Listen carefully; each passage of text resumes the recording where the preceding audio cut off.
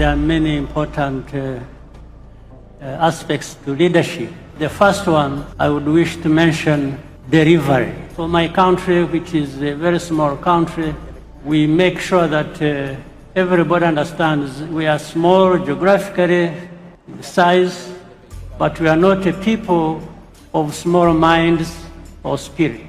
The spirit and mind have to be equal to even of those people of big size countries.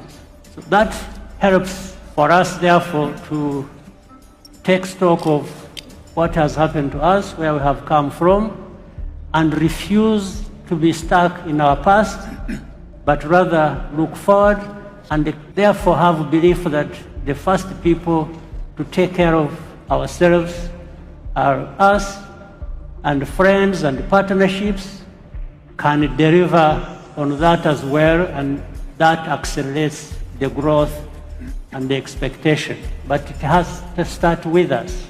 There is nobody that will come from anywhere to come and deliver on anybody's problem without starting with the very people that have to take care of themselves. That is the mind we developed, that is the model around which